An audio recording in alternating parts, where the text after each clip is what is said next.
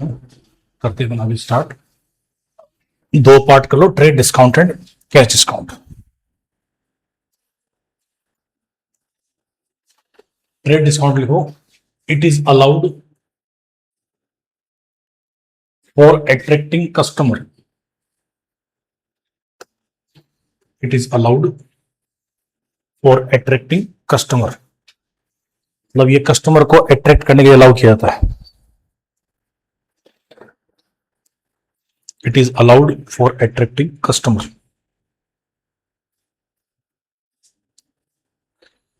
और cash discount में लिखो, इट इज अलाउड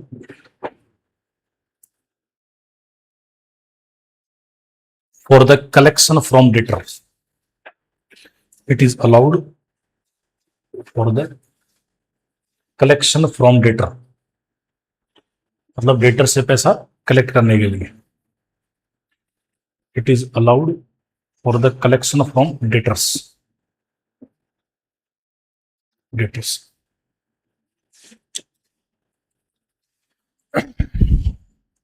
लिखो, it is not record in books of account. It is not record in books of account. इसे books of account में record नहीं करते हैं। और इसमें लिखो, it is record in books of account.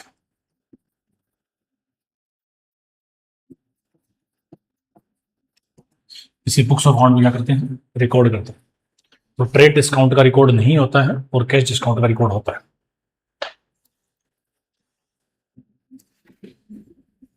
फिर इसमें लिख लो, it is deduct from gross sales. इसे ग्रॉस सेल्स में से लेस करके दिखा देते। डिडक्ट फ्रॉम ग्रॉस सेल्स, इसे डिडक्ट किया जाता है ग्रॉस सेल्स में से। हाँ, ग्रॉस सेल्स में से डिडक्ट करके नेट सेल्स शो करती है, मतलब जो एक्चुअल ग्रॉस सेल्स होती है,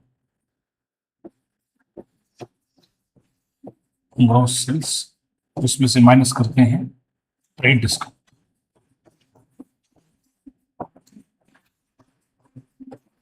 और आपकी एक्चुअल सेल्स, और इसी अमाउंट का रिकॉर्ड होता है, इस अमाउंट का रिकॉर्ड नहीं होता है। अरे टोटल जो सेल्स थी उसमें से ट्रेड डिस्काउंट लेस करके रिकॉर्ड किया जाता है। और ये लिखो, इट इज एक्चुअल प्रॉफिट और loss. It is actual profit और लॉस। ये एक्चुअल प्रॉफिट और लॉस होता है। ये अपन ने किसी को दिया है तो हमारे लिए लॉस है, अगर अपने को किसी से मिला है तो हमारे लिए क्या है, ये प्रॉफिट है। ये कोई प्रॉफिट लॉस नहीं होता है।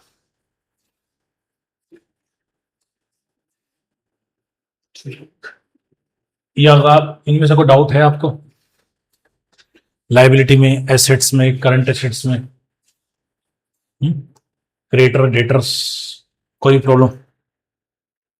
चलिए आगे। आगे हेडिंग लिखो एक्सपेंसेस। नेक्स्ट हेडिंग लिखो एक्सपेंसेस।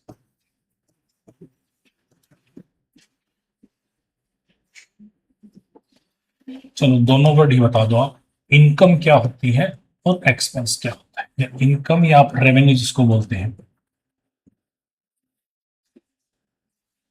और एक्सपेंस, दोनों में डिफरेंस बताओ क्या होता है, या दोनों क्या क्या होते हैं। आप बताओ। कनिष्का, कनिष्का नाम है क्या? तनिष्का टी, ठीक। अच्छा, एक्सपेंस मतलब खर्चे और खर्चे मतलब एक्सपेंस। ओ,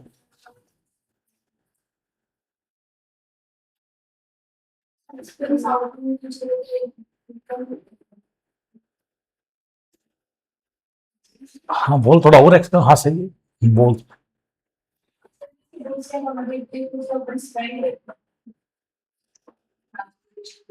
ट्रांसपोर्टेशन का खर्चा खर्चा होता है।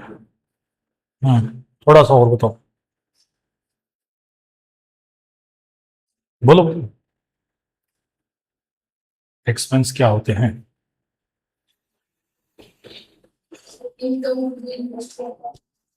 इनकम आधा सही है आधा गलत है, आप बस में रिलेट कर दो इनको।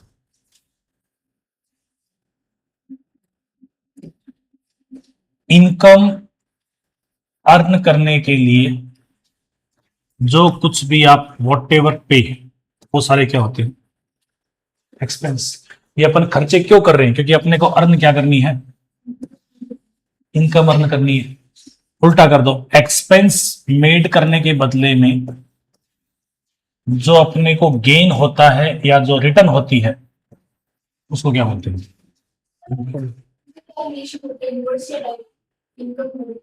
ना, वो कोई जरूरी नहीं है, वो आपके आपके ऊपर डिपेंड करेगा कि आप पहले एक्सपेंस से ज्यादा करते हो उसके बाद इनकम जनरेट करते हो, लेकिन कंपलसरी है कि इनकम अर्न करने के लिए आपको एक्सपेंस करना ही पड़ेगा।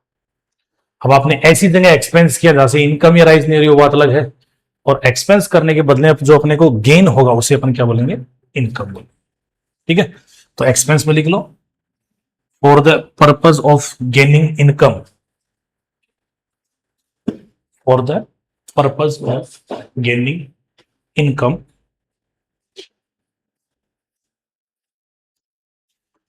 whatever cost incurred by business, whatever cost incurred by business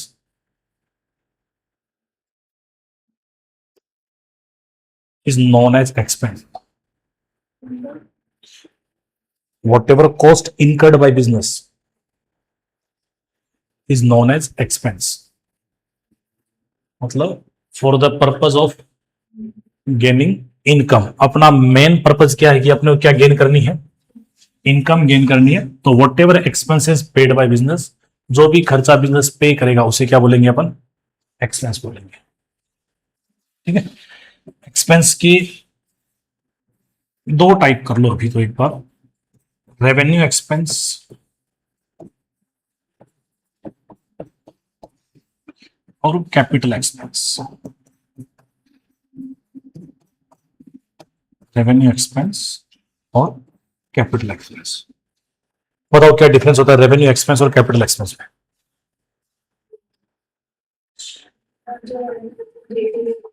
हम्म,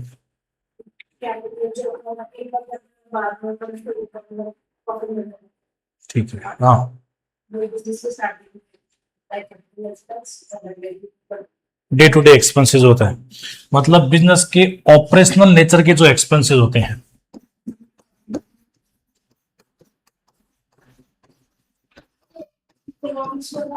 हाँ, सेम वही है।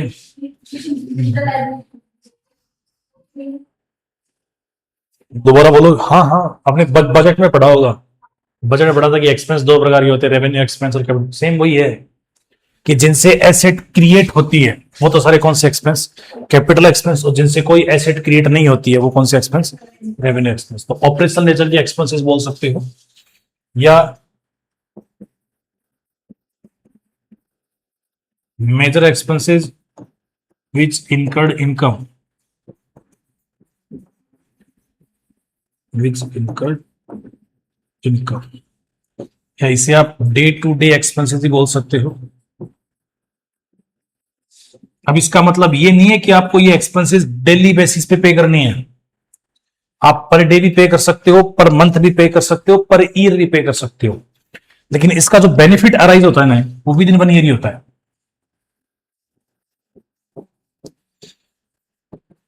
बेनिफिट अराइज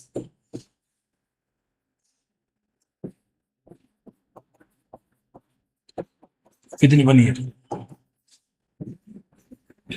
आपको जो बेनिफिट मिलेगा वो विद इन 1 ईयर में ही मिल जाएगा। वो जो एक्सपेंस होगा ना उसको बोलेंगे अपन कौन सा एक्सपेंस? Revenue expense. लिख लो, ऑपरेशन नेचर का expenses, major expenses which incurred income, मतलब इनकम अर्न करने के लिए जो मेजर एक्सपेंस होता है वो रेवेन्यू एक्सपेंस का ही होता है। डे टू डे एक्सपेंसेस आप इसे बोल सकते हो, या इससे जो बेनिफिट मिलता है वो आपको विद इन 1 ईयर ही मिलेगा। बेनिफिट इससे जो भी अराइज होगा वो विद इन 1 ईयर ही अराइज होगा। Benefit arise within 1 year. Benefit arise within. Example लिख लो इसके, बताओ ले, आप बताओ एग्जाम्पल दो चार। परचेज ऑफ मटेरियल,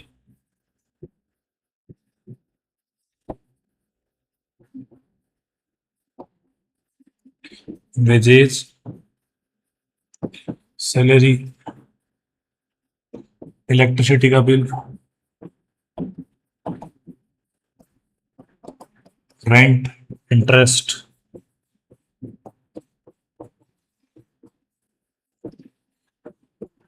ये सारे आपके रेवेन्यू नेचर के एक्सपेंस होते हैं। तो इनसे आपको बेनिफिट कई साल तक मिलेगा या विद इन 1 ईयर मिल जाएगा?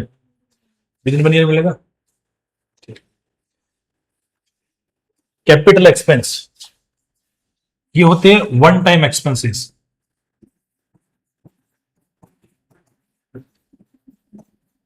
One time expenses, benefit arise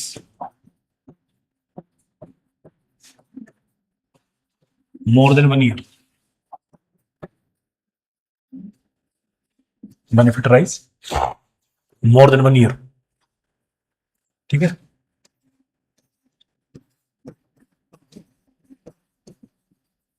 increase the productivity of business, increase the productivity of business, business की प्रोडक्टिविटी बढ़ाते हैं या हेल्प करते हैं इन अर्निंग इनकम।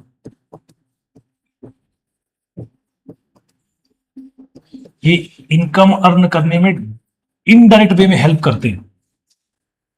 आप इनकम अर्न करोगे परचेज ऑफ मटेरियल से, वेजेज पे करने से, सैलरी से, इलेक्ट्रिसिटी बिल से, लेकिन इन पर जो किया गया खर्चा है वो आपकी इनकम अर्न करने में हेल्प करेगा, या कि रिड्यूस कर सकते हैं रेवेन्यू एक्सपेंस को, रिड्यूस रेवेन्यू एक्सपेंस।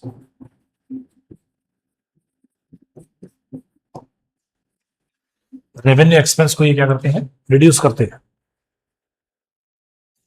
पहले आप ट्रांसपोर्ट से आते थे तो ट्रांसपोर्ट का खर्चा लगता था, उसकी जगह अब आप गाड़ी लिए तो कार का जो एक्सपेंसेस हुआ वो कौन सा एक्सपेंस हुआ? कैपिटल एक्सपेंस या रेवेन्यू एक्सपेंस? Capital expenses. लेकिन उस कार के एक्सपेंस ने आपके जो ट्रांसपोर्टेशन का जो खर्चा था उसको रिसीव किया, मतलब कम किया, नहीं कि रिड्यूस किया नहीं। तो ये रेवेन्यू एक्सपेंस को क्या करते हैं? रिड्यूस करते हैं। पहले 4 अकाउंटेंट मिलकर काम करते थे, उन 4 अकाउंटेंट से आप एक कंप्यूटर ले आए तो कंप्यूटर का जो खर्चा है वो कैपिटल एक्सपेंस, उसने बाकी 4 अकाउंटेंट की सैलरी बचा दी तो वो रिड्यूस होगा रेवेन्यू एक्सपेंस में। एग्जाम्पल बताओ चलो इसकी। हाँ, लेबर से मशीन वर्क। हाँ, तो परचेज ऑफ मशीन हो गया ना, परचेज ऑफ मशीन। उसके बाद building, factory,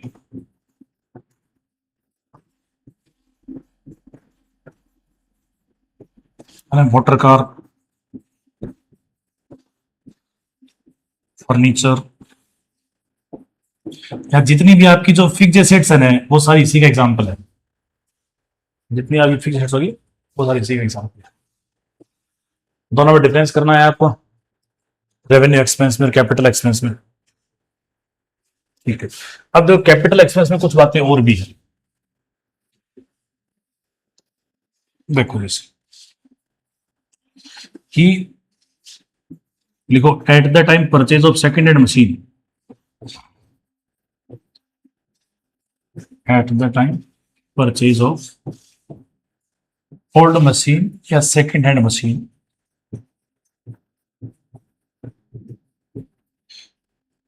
repair charges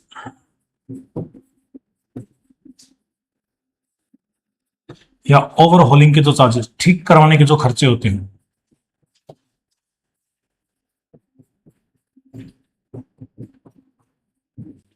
will be treated as, बताओ कौन सा खर्चा? कैपिटल एक्सपेंस या रेवेन्यू एक्सपेंस? पुरानी मशीन अपन ने खरीदी है, उसके ऊपर अपने रिपेयर का खर्चा करवाया है या उसको ठीक करवाई, उसका खर्चा करवाया, वो सारे खर्चे कैपिटल एक्सपेंस होंगे या रेवेन्यू, मतलब मशीन की कॉस्ट में ऐड होंगे, उनको क्या माना जाएगा? Capital expense.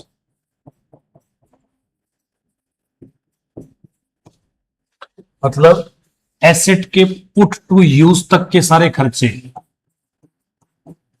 Put to use तक के टोटल एक्सपेंसेस, वो कौन से एक्सपेंस होंगे? Capital expense. जैसे इसमें आएगा purchase price,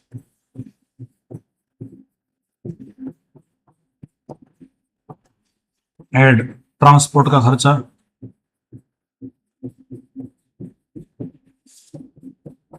installation charges,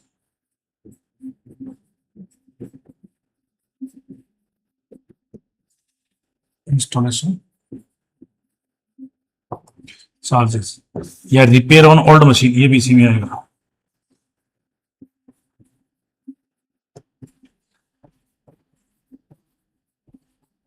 repair on, लेकिन ये खर्चा भी परचेज के टाइम होना चाहिए। तुम घर ले आए, मतलब बिजनेस में ले आए, उसको स्टार्ट कर दिया, स्टार्ट करने के बाद दोबारा खराब हो गई, अब उसको ठीक करवाए, अब ये खर्चा कौन सा होगा? रेवेन्यू या कैपिटल? अब रेवेन्यू होगा ये कॉस्ट ऑफ एसेट में ऐड होगी।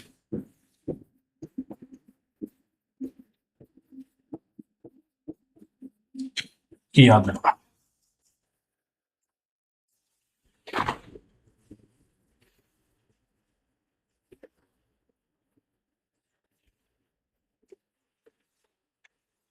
ठीक है, यहां तक तो एक टॉपिक और था इसके अंदर,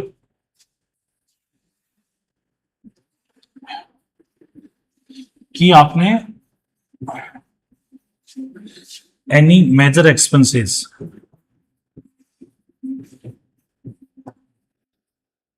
on fixed assets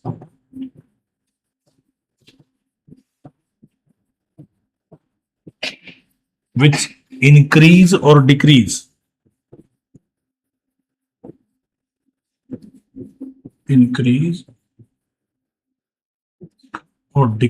the productivity of fixed assets, increase or decrease the productivity of fixed assets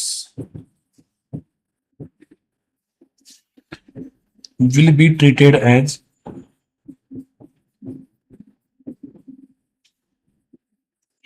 ये भी कैपिटल एक्सपेंस।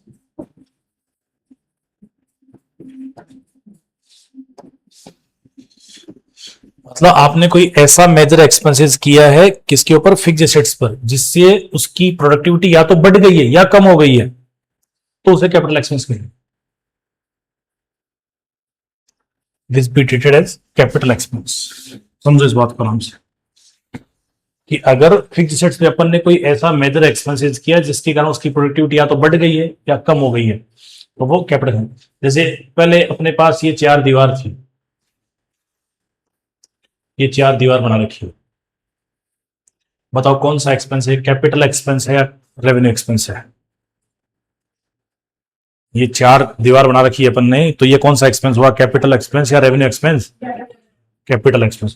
फिर 3-4 बाद अपने साल बाद हमने रियलाइज हुआ कि ऊपर से बारिश आ रही है ना, धूप आ रही है, तो अपन ने इसके ऊपर छत डलवा दी,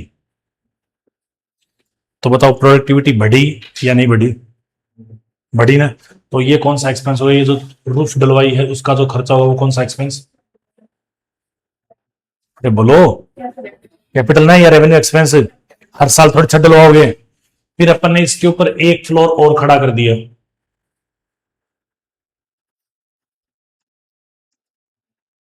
ये कौन सा एक्सपेंस?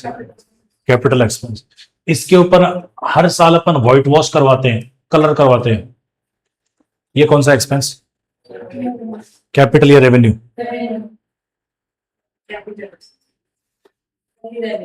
दो ही होते हैं, पहले कैपिटल बोल दे फिर रेवेन्यू बोल दे। अरे बोलो कौन सा एक्सपेंस? Revenue expense. जिस एक्सपेंसेस का बेनिफिट एक साल में ही मिलेगा वो कौन सा एक्सपेंसेस? रेवेन्यू। और जिसका बेनिफिट कई सालों तक मिलेगा वो कौन सा एक्सपेंस? Capital expenses. आगे इतना समझ? दोबारा देख ले आराम से, जो डाउट आपके रह गए हो ना 11th-12th में, वो सारे पूछ लेना। ऑपरेशन नेचर का जो खर्चा है वो कौन सा expense? Revenue expense. Capital expense one time expenses होगा। कैपिटल एक्सपेंस से आपको बेनिफिट मिलेगा, कई सालों तक मिलेगा, more than 1 year, 2 year, 5 year तक मिलेगा। इसमें आपको जो बेनिफिट मिलेगा वो 1 साल में मिलेगा। ये ऐसा मेजर एक्सपेंस होता है जिसके कारण इनकम अर्न होती है। देखो, अगर मटेरियल नहीं खरीदोगे ना तो बेचोगे क्या? वेजेज पे नहीं करोगे तो माल नहीं बनेगा। तो ये खर्चे होते हैं मेजर एक्सपेंसेस, जो रेवेन्यू एक्सपेंसेस कहलाते हैं। इनसे ही इनकम जनरेट होती है। अब माल तुम मशीन से मिलाओ चाहे लेबर से मिलो, तो मशीन से मिलाने के कारण प्रोडक्टिविटी बढ़ेगी, एफिशिएंसी अच्छी आएगी, तो ये हेल्प करती है, वो होगा कैपिटल एक्सपेंसेस। फिर परचेज ऑफ मटेरियल एग्जांपल अपने लिख लिए, मशीन का एग्जांपल। फिर एक तो ये पढ़ा कि अगर कोई सेकेंड हैंड मशीन खरीदते हैं या एसेट के लिए आता है पुट टू यूज, कि एसेट को बिजनेस में जब तक इंस्टॉल नहीं कर दिया जाए तब तक का खर्चा एसेट की कॉस्ट में ऐड होगा। इंस्टॉल करने के बाद जो भी खर्चे होंगे वो सारे रेवेन्यू एक्सपेंस होंगे। ठीक है, वो प्रोडक्ट नहीं, रेवेन्यू प्रोडक्शन करके देते हैं और कैपिटल प्रोडक्शन करने में हेल्प करते हैं या प्रोडक्टिविटी बढ़ाते हैं। जैसे टीचर को सैलरी मिल रही है, इसी कारण तुम पढ़ रहे हो, तो ये जो सैलरी मिलना है ये रेवेन्यू एक्सपेंस है। अब तुम क्लासरूम में भी पढ़ सकते हो और तुम बाहर पेड़ के नीचे बैठ के भी पढ़ सकते हो, लेकिन क्लासरूम में तुम पढ़ोगे तो उससे तुम्हारी प्रोडक्टिविटी बढ़ेगी, क्योंकि पेड़ के नीचे पढ़ेंगे ना तो बारिश में पढ़ पाएंगे, ना गर्मी में पढ़ पाएंगे, ना सर्दी में पढ़ पाएंगे। क्लास तो ये क्लास तुम्हें पढ़ाएगी नहीं, लेकिन पढ़ाने में हेल्प करेगी। ये कूलर है, पंखे हैं, ये आपको नहीं पढ़ाएंगे लेकिन पढ़ने में हेल्प करेंगे। तो वो सारे कौन से एक्सपेंस है? Capital expense. फिर ऐसा कोई मेजर एक्सपेंस है जिनके कारण फिक्स की वैल्यू बढ़ जाए या कम हो जाए, तो वो सारे कौन से एक्सपेंस होंगे? Capital expense. आ गया इतना? चलो अब आपसे एग्जांपल पूछता हूं। कैलकुलेटर, कैलकुलेटर तो आपके अलाउ हो गया ना, कैलकुलेटर खरीद लेना एक तो आपके, है ना? चलो कैलकुलेटर का ही पूछते हैं। तो कैलकुलेटर का एक्सपेंसेस है 500 रुपए।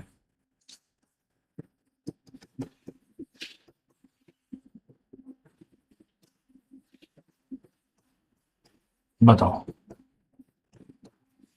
कैलकुलेटर के खर्चे को क्या माना जाएगा, रेवेन्यू एक्सपेंस या कैपिटल एक्सपेंस? Capital expense. कौन सा? कैपिटल। पक्का? क्यों? प्रोडक्टिविटी बढ़ रही है, पहली बात। दूसरा, मोर देन 1 ईयर का बेनिफिट मिलता है। रेगुलर इसका परचेज सेल भी हम नहीं करते। परचेज ऑफ मटेरियल में तो एक फायदा हो कि अपन इसका रेगुलर परचेज सेल करते, ट्रेडिंग करते। इसको अपन ने बेचने के पर्पज से तो खरीदा है ही नहीं, बिजनेस में इनकम अर्न करने के लिए हेल्प में खरीदा है। एक्यूरेसी बढ़ाता है। पक्का? तो ये कौन सा एक्सपेंस? कंफर्म? पक्का? गलत है, रेवेन्यू एक्सपेंस। अब ऐसा क्यों? दोबारा पढ़ लो आराम से।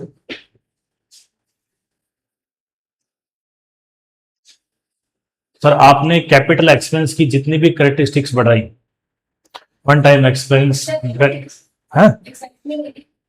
हाँ ये कह सकते हो आप। Increase in the productivity of business, help in earning income, reduce revenue expenses, है ना? ये सारी चीजें इसमें फिट बैठ रही है, फिर भी ये रेवेन्यू एक्सपेंसेस। ऐसा क्यों? समझो तो। ये अपनी बैलेंस शीट, ये उसमें एसेट साइड। तुम याद कर देखो, तुमने 11 12 में 2 साल में बैलेंस शीट तो खूब देखी है, नहीं देखी? मैच हुई या नहीं हुई बात अलग है, देखी तो खूब है। एक बार भी कैलकुलेटर का नाम आया था क्या बैलेंस शीट में? ये आप कह रहे हो ना कैपिटल एक्सपेंस है, तो अगर ये कैपिटल एक्सपेंस, जैसे मशीनरी कैपिटल एक्सपेंस है, तुमने जाने कितनी बैलेंस शीट के अंदर मशीन नाम देखा है? फर्नीचर कैपिटल एक्सपेंस है, बहुत सारे फर्नीचर नाम देखा है, मोटर कार देखा है, लैंड बिल्डिंग देखी है, लेकिन सर आज तक हमने कैलकुलेटर नहीं देखा। अगर ये कैपिटल एक्सपेंस होता तो बैलेंस शीट में दिखता। अब क्यों नहीं दिखता वो देखो, आप खुद बना कर दोगे। ये एसेट, आपके पास बिल्डिंग है 1.5 करोड़ रुपए की, है ना? प्लांट है आपके पास 15 लाख का, मशीन है आपके पास 50 लाख की, फर्नीचर है आपके पास 10 लाख का। अब उसके बाजू में लिखोगे तुम कैलकुलेटर, 500 रुपए का तो है, 50 रुपए डेप्रिसिएशन लगा के 450 रुपए। अब बताओ ये कैलकुलेटर यहां है तो ज्यादा अच्छा लग रहा है या यहां नहीं होगा तो ज्यादा अच्छा लगेगा? बताओ। नहीं होगा। तो अकाउंटिंग में अपन एक कंसेप्ट पढ़ते हैं, उस कंसेप्ट में पढ़ते हैं money major, sorry, materiality concept. Materiality concept में यह बताता है कि जो ट्रांजैक्शन बिजनेस में जितना मैटर करते हैं उनको उतनी ही प्रायोरिटी दी जाए, क्योंकि ऐसे अगर तुम दिखाओगे ना तो तुम्हारा सिर्फ काम बढ़ेगा, वैल्यू नहीं बढ़ेगी। अब ये तो मान लो कैलकुलेटर की बात हुई, ऐसे मान लो अपने प्लग चेंज करा, प्लग आया 10 रुपए का।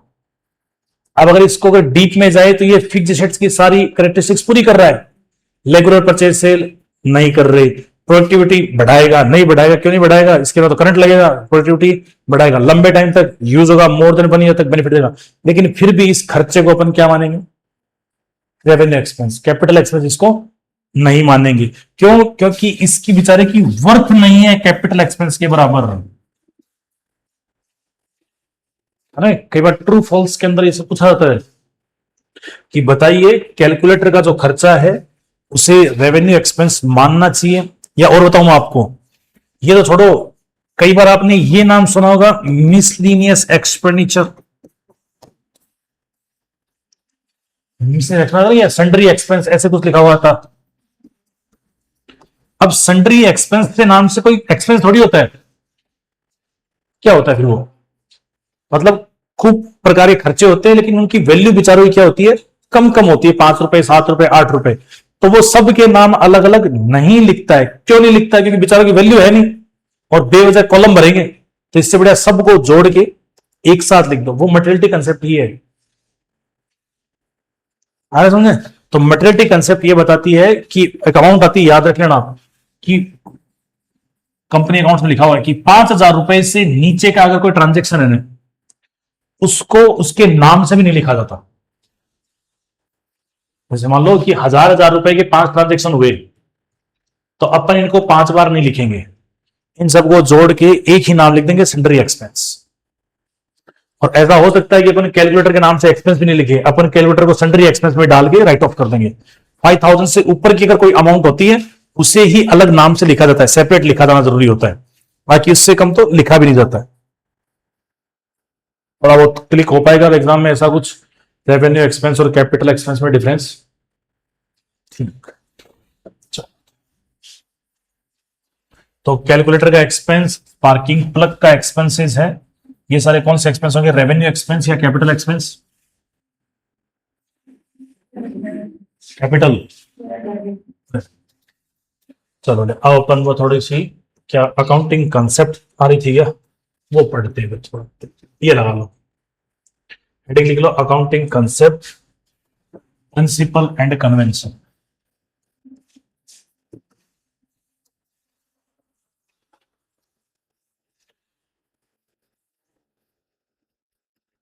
Accounting concept, principle and convention. देखो, मतलब अकाउंटिंग जब रिकॉर्ड की जाती है तो वो किन कंसेप्ट पर बेस्ड होती है, या कौन से इसके प्रिंसिपल होते हैं, या प्रोटोकॉल्स क्या क्या फॉलो की जाती है जिनके अंदर अकाउंटिंग रिकॉर्ड की जाएगी। पहला पहला तो लिखो बिजनेस एंटिटी कंसेप्ट। ये तो बता सकते हो, आप पढ़ा होगा आपने।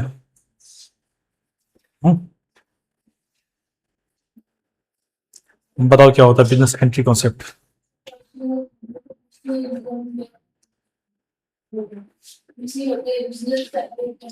मतलब बिजनेस और ओनर दोनों अलग अलग है या एक ही है? अलग अलग है। बिजनेसमैन के पर्सनल ट्रांजैक्शन बिजनेस में नहीं लिखे जाते, अगर लिखते हो तो या तो वो कैपिटल होंगे या ड्राइंग्स होगी। मतलब या तो उसने अगर इंट्रोड्यूस किया है तब तो वो क्या हो जाएगी? कैपिटल। और अगर बिजनेस से अगर उसने कुछ विड्रॉ करा है तो वो क्या हो जाएगी? ड्राइंग्स। तो दोनों सेपरेट एंटिटी है। और इसी कंसेप्ट के कारण बिजनेस की कैपिटल होती है वो बिजनेस की लायबिलिटी होती है। कई बार आपके मन में डाउट आया होगा कि कैपिटल जो है वो तो है तो ऑनर की, अब ऑनर की है इसका मतलब तो एसेट में लिखा जाना चाहिए, कैपिटल को अपन लायबिलिटी में क्यों लिख रहे हैं?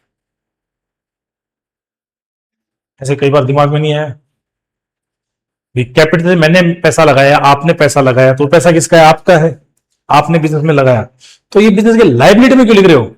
एसेट में लिखना चाहिए हिसाब से तो, क्योंकि बिजनेस और ऑनर दोनों एक ही हैं या अलग अलग हैं?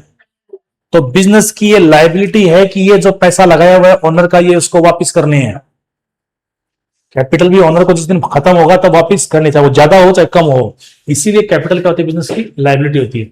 इसमें लिख लो ये कि capital is the liability of business, क्योंकि बाकी तो सब कुछ आप लिख दोगे, ये लाइन लिख लो इसके अंदर बिजनेस एंड के कंसेप्ट में कि capital is the liability of business. Capital business की क्या है? लायबिलिटी है। एंड ऑनर और बिजनेस दोनों क्या होंगे? अलग अलग होंगे। Second, money measurement concept. बताओ, आप बताओ मनी मेजरमेंट कंसेप्ट।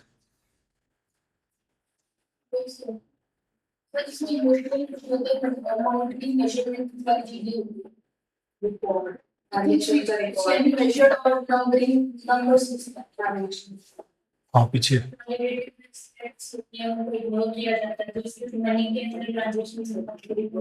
उनको किया जाता है, मतलब जो ट्रांजेक्शन जिनको मॉनेटरी वैल्यू के अंदर एक्सप्रेस किया जा सकता है उनको रिकॉर्ड करेंगे, जो ट्रांजेक्शन जिनको मॉनेटरी वैल्यू में एक्सप्रेस नहीं किया जा सकता उनको रिकॉर्ड नहीं करेंगे। मतलब क्वांटिटी वालों को रिकॉर्ड करेंगे, और क्वांटिटी भी जिनकी रुपीज में वैल्यू हो या करेंसी में वैल्यू हो।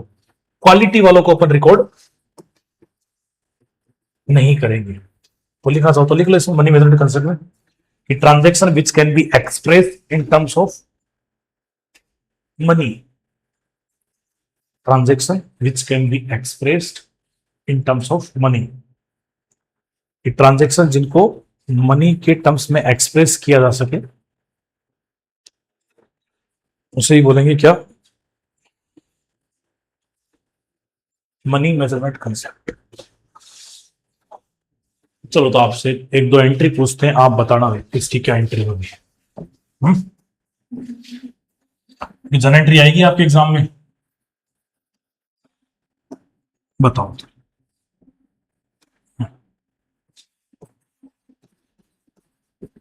Usha appointed as typist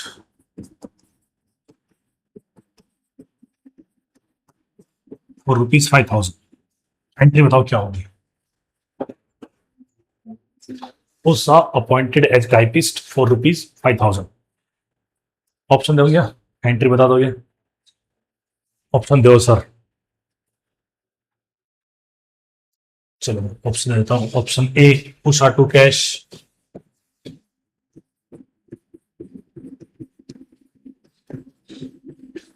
Usha to cash, salary to cash,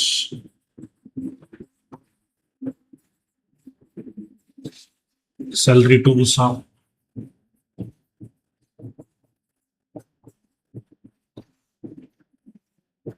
या नो एंट्री, या कांट से कुछ नहीं कह सकते। बोलो।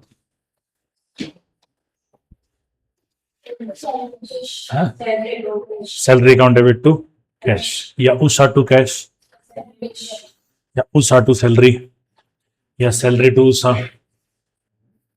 No entry, salary to cash. शाबाश।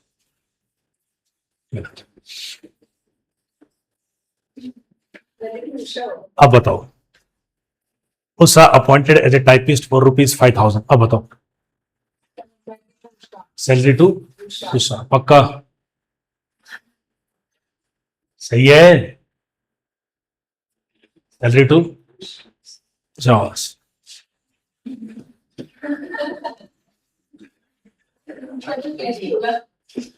अब क्या होगा? उषा टू कैश या ई कांट से, बोलो। डबल टिक, दो गलत है वो तो मैंने काट दिए। अब तो बता दो।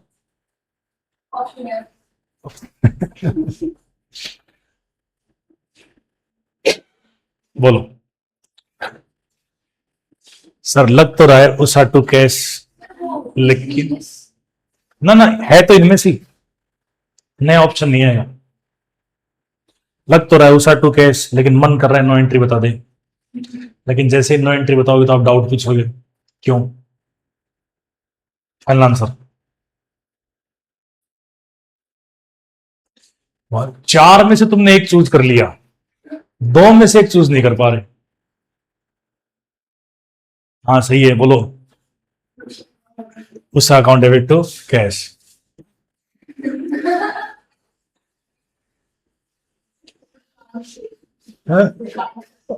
अच्छा, कांट से ये ट्रांसलेट दोबारा पढ़ो। उषा अपॉइंटेड एज ए टाइप। तुमने किसी को काम पर रखा है, तो काम पर रखने की एंट्री थोड़ी होती है। आज तुमने उससे बात करी है कि कल से काम पे आ जाना, तो उसकी एंट्री थोड़ी करोगी। या तो वो 1 महीने काम करे, चाहे तुम उसको उसका पेमेंट मत करो, तब एंट्री जाएगी कि सैलरी ड्यू हो गई भी, Usha account debit to salary, या salary account debit to outstanding salary. या आते ही तुमने उसको पेमेंट कर दिया कि ये साइनिंग अमाउंट ले, कल से काम पे आ जाना, तब एंट्री होगी Usha account debit to cash. या 1 महीने बाद तुमने कैश पेमेंट कर दिया, तब एंट्री जाएगी salary account debit to cash. काम पे रखने की एंट्री थोड़ी होगी। लिख लो, ये एग्जामिनर का फेवरेट क्वेश्चन है ये। Usha appointed as a typist, ₹5,000, no entry. उसकी कोई एंट्री नहीं होगी। Usha appointed as a typist, और सेम यही लाइन आती है, ये ही लाइन फेवरेट है। जहां कहीं भी क्वेश्चन पूछे गए बस इसी नाम से पूछा गया, पता नहीं उषा क्या फेवरेट है इनके। उषा के फैन आते हैं ना, तो बस यही फेवरेट है। Usha appointed as a typist for ₹5,000, को entry.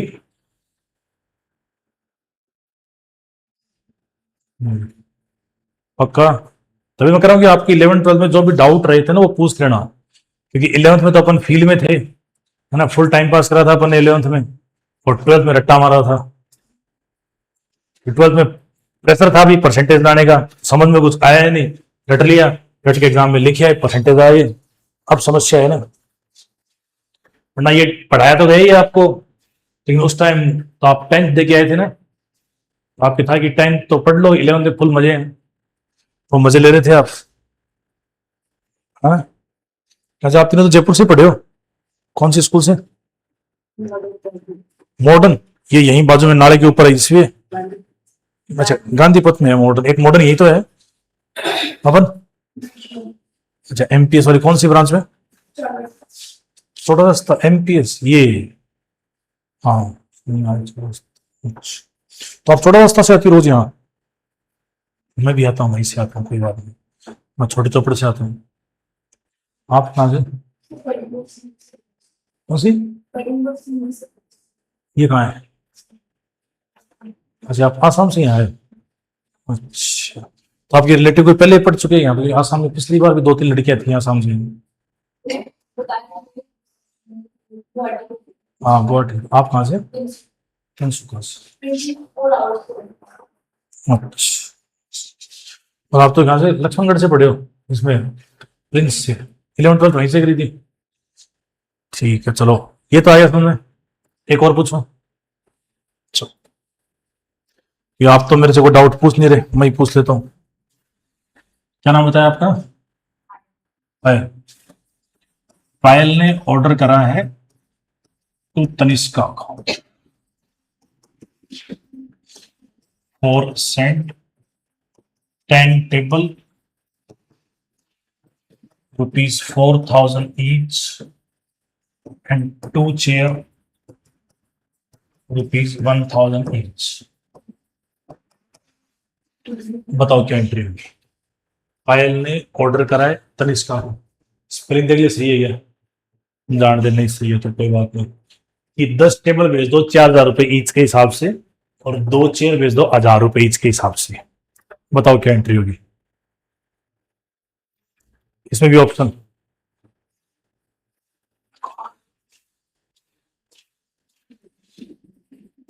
Purchase account debit to Tanishka,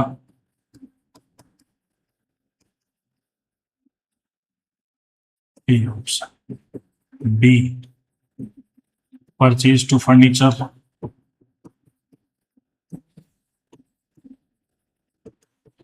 C furniture to cash, और डी फर्नीचर टू तनिष्का, या ई।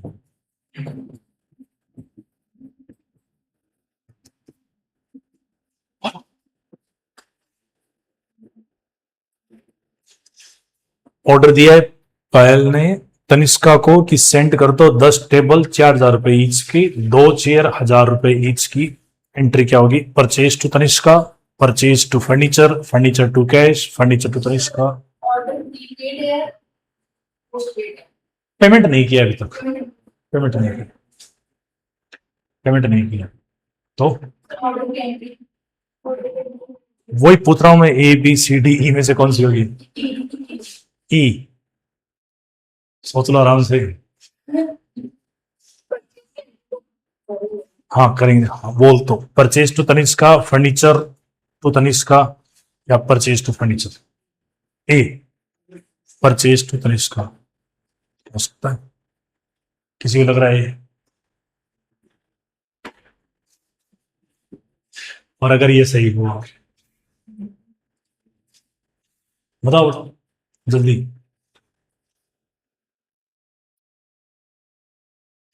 अरे सही है ये, एंट्री नहीं पक्का। हाँ नहीं आइडिया, कंफ्यूज हो गई।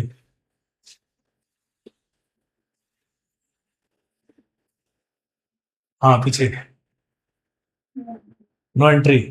हाँ सही है। अरे फोन करने की एंट्री थोड़ी होती है, एंट्री कब होती? या तो तुम उसको पैसे भेजती, ये आए ना कि अमाउंट, साइनिंग अमाउंट पेड, तब एंट्री होगी कि तुमने तनिष्का को पेमेंट कर दिया कि माल भेज देना, तो तनिष्का टू कैश। या तनिष्का के यहां से माल आ जाए उसके बाद एंट्री करेगी। अब तुमने मान लो एंट्री कर दी purchase account debit to Tanishka, और तनिष्का ने माल भेजा ही नहीं है, एंट्री बेवजह होगी ना। अब ऐसा है नहीं कि एंट्री को काट देते अकाउंट से, सॉरी यार गलती हो गई।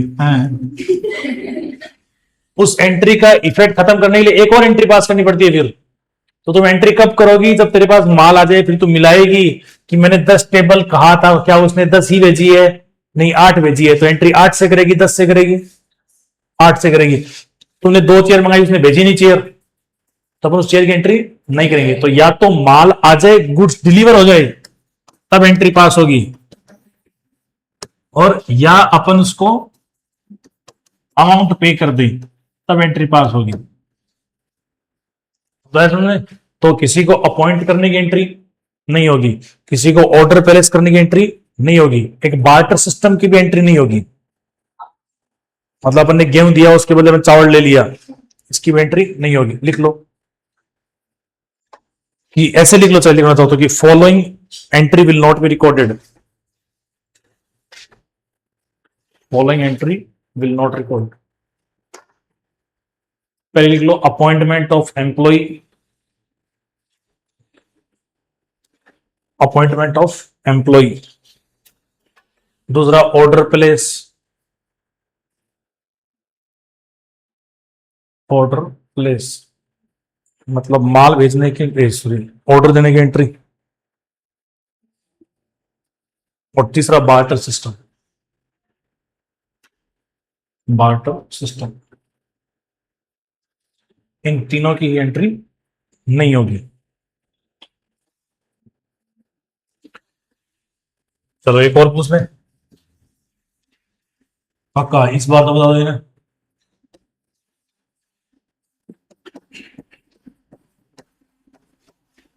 हॉर्स परचेज रुपीज 10,000,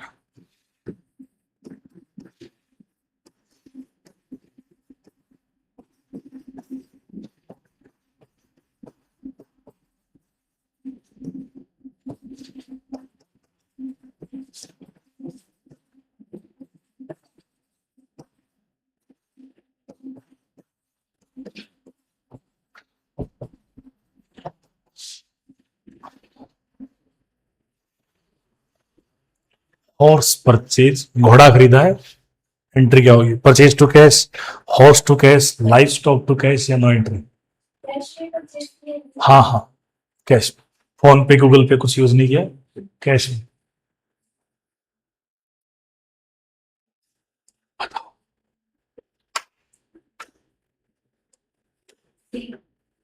सी। और कोई? ए लग रहा है, सी बोलने का मन कर रहा है, बी में कंफ्यूजन है, डी में डाउट है। सी।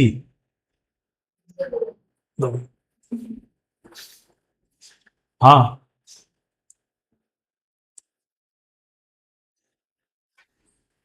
अब देखो तुम 2 साल में क्या पढ़े हो और एग्जाम में क्या पूछ रहा है। सी पक्का?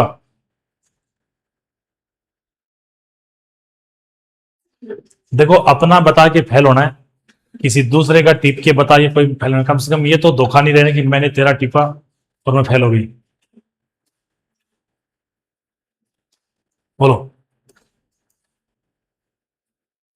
Horse to cash, purchase to cash, no entry या लाइफ स्टॉक? नो एंट्री है, सही है।